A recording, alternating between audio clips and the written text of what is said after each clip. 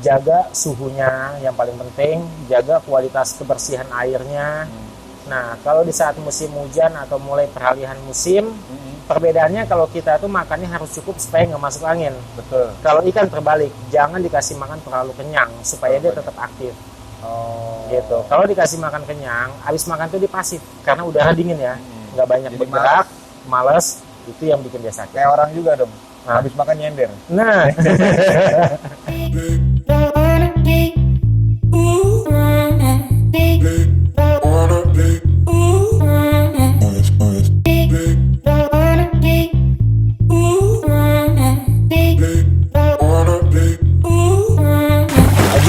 kalau dipisah gini lebih aman.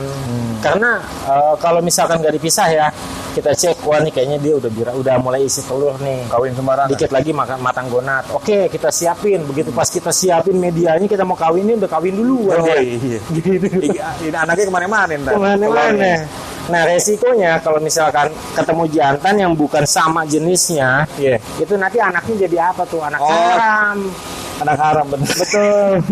Karena emang ada. Di tangan boleh masuk nggak? Boleh. Boleh ya. Nggak pakai hand body kan? Enggak. Nggak pakai autan kan? Kagak. Aman. Oke, nyemplung. Ini nih teman-teman nih yang gede nih ini. Nah, ini jenisnya Ryukin seperti yang tadi di akuarium. Iya nih Ryukin. Wih, gede banget ya. Oh, muncrat. Nah, kalau di sini di Reza Goldfish, orang banyak kenal, bukan orang banyak kenal juga sih. Orang boleh tahu. Orang banyak suka sama ikan yang kita ternak jenisnya Oranda. Oranda? Iya. Ini lucu deh nih. Ya, nggak kelihatan. ini lionhead. Ini sih bukan indukan kita. Ini rancu ya? Ya, ini rancu. Atau kita sebut sih lion chu. Lion chu.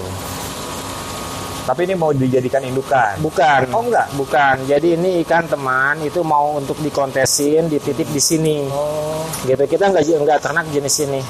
Nggak mau. Nggak mau ya? Ya. Kenapa emang? Makannya banyak? Bukan, karena kita harus fokus. Oh betul. Di dua tipe itu aja ya? Iya, dua tipe. Ryukin sama Oranda. Ryukin, Oranda, dan rancu sebetulnya. Tiga jenis. Tapi salah sebut. Betul, ini lion chu. Oh iya. Jenisnya, bukan rancu. Kemarin ini tipe apa nih Bang nih? Itu tipenya yang disukain abang-abang somai. Makanya kita amanin di sini biar nggak diambil. Ini nih, ini teman-teman nih, gede banget. Pembenti lumut. Wah, kabur. Dari kecil tuh ya? Iya. Ini mau ngambil yang Oranda ya? Iya. Jadi teman-teman kalau mau nyari mas koki berkualitas di sini, khususnya Oranda, rancu, sama Ryukin. Nah ini nih, ini Oranda. Iya. Oranda adalah ada dorsal, terus kemudian ada ininya. Jambul kalau Oranda tuh. Jambul di kepalanya. Ini Oranda. Ini kayak agar-agar loh. Iya. Itu tenang nih Bang, beda sama yang tadi. Iya. Apa tangannya beda? Udah kenal dia sama tangan gue. Oh, benar. Jinak. Gede banget. Ini segede. Ini pegang. Gede apa ya? Segede mangkok. Kalau dijual berapa nih Bang? Itu. Kalau dijual, kita sih waktu beli kecilnya 5 juta. 5 juta. Beli kecil. Berarti tinggal dikaliin aja ya. Nah, itu kita beli kecilnya itu mahal kategorinya. Dan karena kita memang bukan untuk dijual. Deh. Tuh, ngeledekin mulu tuh. Lewe. Lucu banget.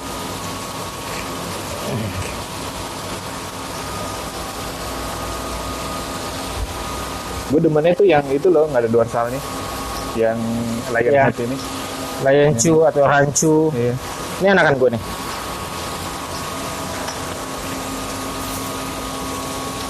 Ih, lucu banget. Kalau rancu kriterianya yang untuk yang baik untuk dikontesin itu Yang pertama, dia nih punggungnya ini harus mulus. Yang pertama gini, garis parabolis. Parabolis. Ya, kepala sampai ekor itu satu garis lurus. Oh iya, betul. Set gitu ya. Nggak boleh di atasnya, nggak Nggak boleh di boleh. bawahnya. Itu kalau misalkan di atasnya atau di bawahnya berenangnya udah pasti nggak normal. Oke. Betul. Udah ada garisnya tuh, Bang. Oh iya betul. Itu keren lu ada garisnya. Terus udah gitu punggungnya ini harus mulus, nggak boleh keradakan, nggak boleh gelombang. Sisiknya apalagi. udah bagus. Nah, kalau sisik itu penilaiannya nanti ada lagi Terakhir. belakangan. Tapi yang jelas kalau sisik copot nanti akan tumbuh. Oh. Tapi memang kalau kontes nggak boleh ada sisik yang copot. Iya. Itu mengurangi nilai. Tapi sisik akan tumbuh. Yang jelas bentuk fisiknya ini. Ini Iya, harus iya. mulus. Mulus bener nih. Ya, Mulus. dari garis parabolis tadi, lingkar atas sama lingkar bawah itu sama. Setengah telur. Ini udah layak kontes buat Layak. di betina. Layak. Oh, kalau di bukan kontes- buat di betina, ini anakan Hah? yang mau kita gedein. Memang ini betina. Gitu, dan ini layak untuk kontes. Kriterianya untuk kontes. Oke Bang, sekarang jenis kelamin. Cara ngebedainnya gimana nih? Mulai dari Di ikan gede aja ya. Ikan gede kecil biar Kecil. biar pada tahu. sama aja kecil sama gede soalnya. Oh, Justru gitu. kalau kecil itu kita agak-agak susah ngeceknya. Ini saya kasih tahu yang paling umum. Ya, umum deh. Yang paling umum. Ini sirip dayung. Ya. Nih, sirip dayungnya dia. Itu kalau misalkan dipegang halus, terus nggak ada titik-titik putih atau kita sebut sih butiran garam ya. Ya. Itu tandanya betina. Oh, oke. Kalau jantan kita pegang kasar dan ada titik-titik putih atau butiran garam itu. Oke. Gitu.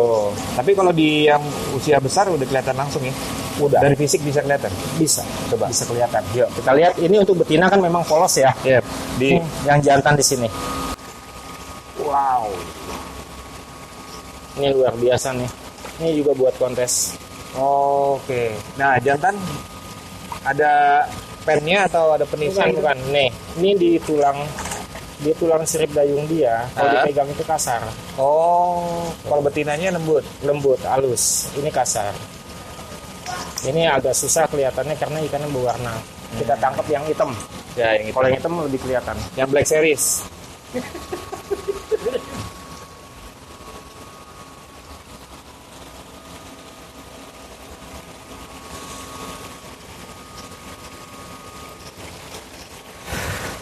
Ini dia. Tuh. Ya, ini keras ya. Ya, tulangnya itu keras. Kelihatan itu putih-putihnya. Ya, kelihatan. Dan kalau dipegang kasar. Jadi mesti ditangkap dulu biar kelihatan jantan betina ya. Iya, kita cek dulu. Tapi kalau lo sama Mutia mah kayaknya udah lihat dari mata udah kelihatan. Enggak, tetap Tetap dicek. Karena kita nyiapin kan dari kecil. Dari kecil kan masih harus benar diraba. Usia 2 bulan setengah atau 3 bulan biasanya baru mulai ketahuan mana jantan mana betina. Iya. Itu pertanyaan dasar sih sebenarnya buat Ya. teman-teman yang hobi Mas Koki. Iya, orang mau tahu jantan betina bedanya apa. Nah, ini lagi nih. Ini jenisnya Demekin. Demekin. Oh, ini beda lagi nih. Ini badannya seperti Ryukin, dia mempunyai Iya. punuk, tapi ini matanya Tuh, berwarna. matanya melotot tuh. Ini kalau di Kupang black tangkis ya, Cak. Iya, beda. Oh, keras tuh. Iya, kasar. Iya, keras. Kasar dan keras. Enak ya. Pegang-pegang juga enak. Enak. Kalau lu piara di akuarium, Hmm. lu tiap hari kasih makan pakai tangan bisa lu ajarin. Jadi nurut. Sebenarnya miara hobi ikan itu lebih enak ini ya. Ada interaksi ya. Iya, Interaksi sama si hewan kita yang piara gitu. betul. Ada di sini gue ada tukang. Nah, Nah, tukang gue itu dia juga suka ikan. Suka gue kasih ikan kan. Ikan-ikan di tempat dia itu kesayangan anaknya. Setiap anaknya pulang sekolah, itu ikan di depan akuarium begini semuanya. Oh, ngumpul semuanya. Begini semua ngejar dia sampai Begitu, nanti dikasih makan sambil dilus-lus satu-satu. sambil Dan itu ngobrol gitu. jadi rutinitas. Kalau misalnya tetangganya datang mau ngeliat ikan gitu, cuek aja ikan semua. Tapi kalau anaknya itu langsung kehubungin. Gitu. Jadi interaksi sama hewan yang kita cintain juga ada pengaruh sama efek. Mungkin dia ini ya kayak hormat atau udah mengenal itu, jadi Iya, feelingnya beda. betul. Kalau pecinta koi umumnya kan mereka senang selain ngelihat dari pola warnanya yang Iya. unik-unik ya, Nah, sama ngasih makan, iya, betul. disuapin. Nanti ikannya pada datang, pada makan. Ini juga bisa kan ya? Bisa kalau memang diajarin. Cuman kalau kita yang pertama pakai pelet kita itu tenggelam, pelet sinking, dan kita nggak ada waktu buat nyuapin satu-satu. Jadi udah lempar pelet, lempar udah gitu. Abang, usia yang pas itu di breeding itu usia berapa sih? Usia yang pas untuk di breeding. Kalau dari fisik dulu deh. Dari fisik nih. Ini yang Kalau jantan. kalau gue bukan dari fisik, tapi dari usia. Oh, dari usia. Dari usia. Kalau jantan itu usia 5 bulan, 6 bulan itu udah cukup oke. Kualitas spermanya udah cukup banyak. Tapi kalau jantan usia masih muda pun yang penting dia udah punya sperma sih bisa-bisa aja. Oh, Yang paling penting betinanya. Betina itu yang ada macam-macam, beda-beda orang. Ada orang yang maunya 1 tahun baru jadi indukan atau 1,5 tahun jadi indukan. Tapi kalau gue di sini 7 atau 8 bulan udah boleh jadi indukan.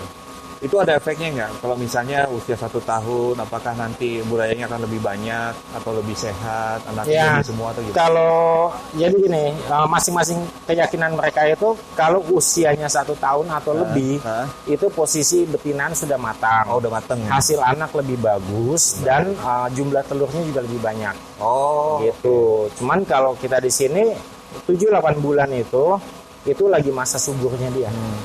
Masa aktifnya dia, dan itu yang kita manfaatkan. sperma pertamanya dikeluarin. Ya. Kalau sebenarnya gini, Mas Koki usia 3 bulan atau usia 4 bulan betina udah bisa bertelur. Udah bisa bertelur, tapi kualitas telurnya nggak bagus. Kualitas anaknya juga nggak bagus. Contohnya gini mungkin ya, kalau ibaratnya orang manusia, anak SMP deh, Iya. gitu. Anak SMP tiba-tiba udah hamil gitu kan. Nah itu beresiko buat dia. Pemerintah juga nggak menganjurkan itu, dan itu berbahaya untuk ibu dan anaknya. Ya karena waktunya dia masih sekolah dan main. Ya, gitu. Kalau soal penjualan kita langsung tanya ke seller atau gimana, Bang? Boleh tanya ke seller. Seller. Bang, kesulitannya miara Mas Koki itu apa sih? Kesulitannya, Kalau lo dari ngebreed aja. kalau gimana? kalau kesulitan sih nggak ada ya. Gue nganggapnya Mas Koki itu kan melihara Mas Koki itu sama juga kita kayak merawat anak. Oh, anak Gitu. lo banyak berarti, Bang? Ya? Banyak banget. Dan gue jual-jualin orang tua kan nggak bertanggung jawab. Iya, anak dijual-jual. Gitu, sama kayak ngerawat anak. Jadi Ya. kesulitannya lebih ke tantangan sih. Lebih ke tantangan gitu. Tantangannya ada. Jadi kita gimana caranya supaya ikan-ikan kita ini tetap sehat terus dan perkembangannya bagus terus. Diusahakan jangan sampai sakit. Iya. Gitu. Nah, kalau misalnya bisa bikin ikan Mas Koki kita yang kita pengen itu biar sehat terus itu gimana? Maunya begitu, tapi kan ini kembali lagi ke alam ya. Oh, Kalau betul. misalkan Tuhan udah bilang harus Cuaca sakit, ya cuaca. Dan kendalanya biasa di saat pancaroba. Pokoknya jaga suhunya yang paling penting, jaga kualitas kebersihan airnya. Nah, kalau di saat musim hujan atau mulai peralihan musim, perbedaannya kalau kita tuh makannya harus cukup supaya nggak masuk angin. Betul. Kalau ikan terbalik, jangan dikasih makan terlalu kenyang supaya dia tetap aktif. Oh. Gitu. Kalau dikasih makan kenyang, habis makan tuh dia pasif karena udara dingin ya, nggak banyak Jadi bergerak, males, itu yang bikin dia sakit. Kayak orang juga dong. Nah. Habis makan nyender. Nah, Oke. Kalau mereka mah mungkin diem gitu doang ya. ya, itu yang bikin dia sakit. Bang, aku pengen tahu nih cara apa namanya bikin ikan Mas Koki itu biar gemuk-gemuk itu gimana sih caranya? Nih, kayak yang tadi kita lihat itu kan, buset deh, itu enak banget itu lihat. Iya, Di usia 2 bulan 3 bulan aja udah gede, iya. udah gede-gede gitu. Nah, Nah, itu Itu- kasih apa sih? yang pertama kembali ke karakter indukannya. Oke. Mau pakai indukan yang rada panjang, kalau indukan rada panjang itu dia memang akan manjang terus, gendutnya kurang. Begitu dia udah besar, baru digendut. Oh. Atau kita mau pakai indukan yang sedang, kalau gue lebih suka yang sedang. Oh. Kalau yang bantet dia nggak akan gede-gede, Oh. gitu lucu terus kecil terus gitu kan, kecil tua. Nah, kita pakai indukan yang sedang. Di saat kecil dia gemuk, tapi dia bisa besar. Gitu. Dan apa namanya? Kalau pengen gemuknya bagus, yang pertama airnya harus bagus. Untuk air bagus itu kita harus siapin media filter yang bagus. Betul. Kalau nggak mau direpotin. Yang mahal. Mahal itu relatif. Relatif. Yang penting media filternya bagus. Nah. Kalau punya media filternya nggak bagus, tiap hari kita ganti air ya. gitu kan. Terus kita kasih makanan yang bagus, yang terbaik. Dan memang sampai saat ini mau nggak mau sih untuk makanan yang bagus masih impor dari Jepang, lumayan harganya mahal. Lumayan ya. Ya, Lumayan lumayan. kiloan ya. Kalau kita belinya karungan, tapi ada juga beberapa toko di online itu menjualnya repack. Repack Kilo. dari yang kiloan tadi. Betul. Kan mulai dari casut, kutu air, sama bloodworm ya. Kalau yang pakan hidupnya ya. Ya, pakan hidupnya kita hanya itu aja, cacing sutra. Casut aja. Casut aja. Yang udah dicari. Nah, casut itu sih sebenarnya banyak banget bakterinya ya, tapi kan kita bersihin lagi karena kan casut ini dari alam gitu. Nah, kalau bloodworm atau cacing darah itu kadang-kadang kita pakai untuk indukan, untuk betinaan terutama. Kalau betinaannya udah mulai males-malesan bertelur, kita pancing buat hormonnya dia. Kadar proteinnya lebih tinggi dibanding casut. Oh, bloodworm gitu ya. Jadi kalau misalnya teman-teman pengen cupangnya, ini balik lagi ke cupang. Contohnya banyak cupang soalnya. Pengen betinanya biar cepet sobu atau pengen cepet birahi, kasihnya bloodworm gitu. Bloodworm. Kalau cupang kan pakainya encu. Ya, encu benar. Encu sama bloodworm itu sama-sama jentik nyamuk. Nah, perbedaannya kalau encu itu adanya di got-got yang sekarang tuh udah lebih tercemar. Iya. Bahaya gitu, makanya alternatifnya pakai bloodworm. Kalau ada yang hidup bagus, tapi kalau misalnya nggak ada yang beku pun bisa. Gitu. Jadi solusinya begitu teman-teman, kalau untuk memperbesar ikan mas koki ya. Iya. Nah, itu paling cepat begitu ya. Apa pergantian air? Pergantian air juga. Berapa kali sehari? Seminggu? Kalau untuk anak ikan ini kita 3 hari sekali ganti air, kita bersihin lagi medianya. Iya. Itu belum tuh, itu jadwal besok. Udah seperti itu kan warna lumutnya. Itu ya. Dikuras terus disikat ya. Ya, dikuras ikannya diangkat, sekalian disortir lagi, terus kolamnya kita bersihin, kasih air yang bagus, ikannya siap masuk. Itu 3 hari sekali. Tapi selain itu ini dikuras 3 hari sekali, kita ada pancuran overflow. Yang ini. Ya, bukan ini pembuangannya ini batas akhir. Batas air. Batas air segini, tapi ini ada pancuran di situ di belakang Bang Aja. Oh, oke nih. Ya. Itu 24 jam. Jadi airnya tuh terus Berganti, ya, iya. berganti. Ganti air. Tapi karena sinar matahari langsung, walaupun ada batasan, tetap ya menjadikan lumut sama ini ya, airnya menjadi keruh. Betul. Kotoran-kotorannya juga. Di sini pH-nya sih bagus. Mungkin di beda tempat beda lagi cara penanganannya. Betul. Ya, kalau di tempat kita ini pH-nya bagus. pH dari pompa itu dari tanah itu 6,5. Udah pas banget itu. Udah pas banget, dalam waktu setengah jam atau 20 menit itu 7. Naik 7. Dalam waktu 3-4 hari naik ke 8. Ketinggian bukannya bagus? Nggak bagus? Enggak bagus. Ikan akan pasif. Kurang bergerak, kurang nafsu makan, ya lama gede kan. Makanya udah kita kuras. Kita mudahin lagi airnya. Oh, oke. Oh, begitu teman-teman solusinya. Udah semakin lama airnya itu mesti diganti karena pH-nya otomatis Ya, naik. Tuh. Dan di sini nggak perlu ketapang sama garam ya? Enggak.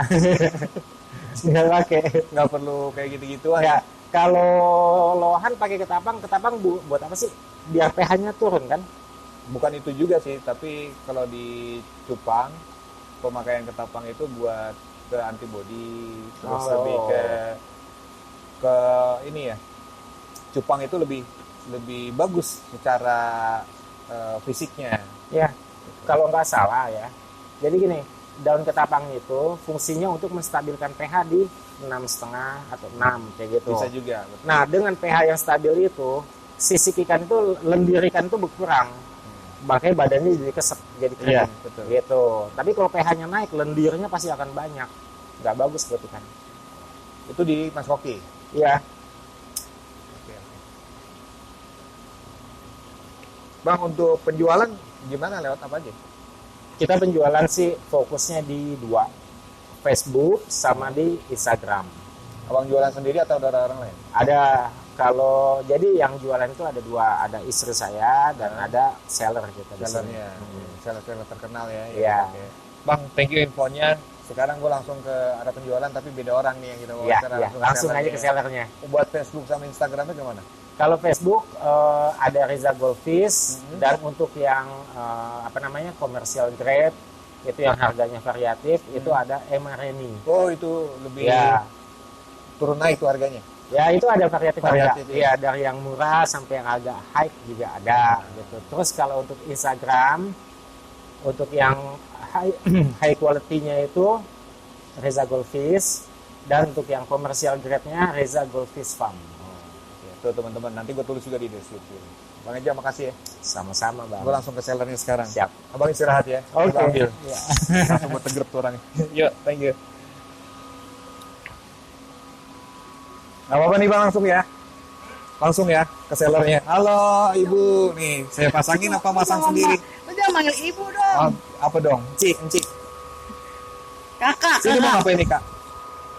Ini kita mau setting akuarium setting buat akuarium. display.